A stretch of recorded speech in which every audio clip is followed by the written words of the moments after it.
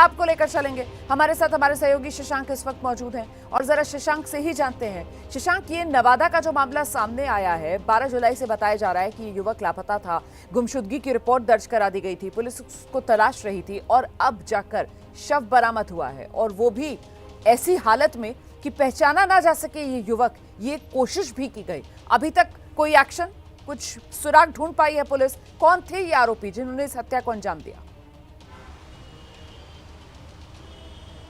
देखिए, घटना को किन लोगों ने अंजाम दिया, इसकी पहचान जो है पुलिस अब तक नहीं कर पाई है। घटना का कारण क्या है ये भी जो है वो स्पष्ट नहीं है। वो 12 तारीख को अपने दोस्त के साथ जो है घर से बाहर गया था, और जो जानकारी मिल रही है, परिजन कह रहे हैं, परिजनों का आरोप है कि पीट कर जो है उसको मार दिया गया है, और उसके बाद केमिकल से जो है उसके शव को जो है जलाने की कोशिश की गई ताकि कोई पहचान नहीं पाए, लेकिन बॉडी जो है उसको रिकवर कर लिया गया है।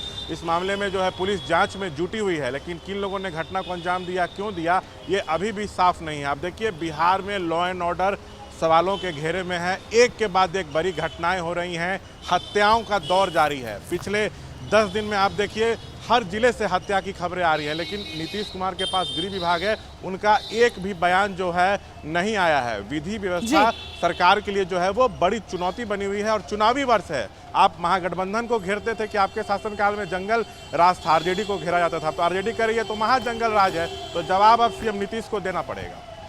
बिल्कुल बैकफुट पर इस वक्त नीतीश सरकार नजर आ रही है, और वो भी इसलिए क्योंकि यही सुशासन नीतीश कुमार की सबसे बड़ी यूएसपी, और उसी सबसे बड़ी यूएसपी पर चुनावी साल नहीं, मतलब बस 3-1 महीने का इंतजार और है, और फिर बिहार में विधानसभा चुनाव है। ऐसे चुनावी माहौल में नीतीश की सबसे बड़ी यूएसपी को ये डेंट, ये झटका लग रहा है। बिहार में बढ़ते अपराध को लेकर सियासत लगातार गरमाई हुई है। अब जुबानी गर्मा गर्मी बीजेपी और जेडीयू के बीच दिखने लगी है, मतलब सहयोगी ही एक दूसरे को तेवर दिखा रहे हैं। बीजेपी के वरिष्ठ नेता हैं रामेश्वर चौरसिया, बिहार में योगी मॉडल लागू किया जाए, ये मांग कर रहे हैं रामेश्वर चौरसिया, और वहीं जेडीयू ने कानून व्यवस्था को लेकर नीतीश कुमार के मॉडल को देश के लिए मिसाल करार दिया है। जब यूपी वाला मॉडल अगर यहाँ लागू कर देते हैं आप, तो पुलिस का इकबाल बढ़ जाएगा और क्राइम समाप्त हो जाएगा।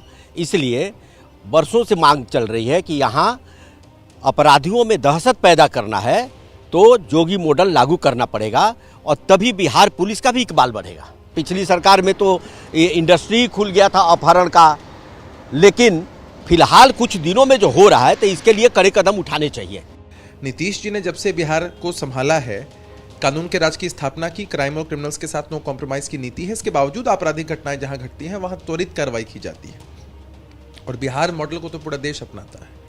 बिहार मॉडल ही था जिसने जंगल राज के दौर से बाहर निकाल के इस बिहार में निश्चित रूप से स्थापित किया, कानून के राज को स्थापित किया।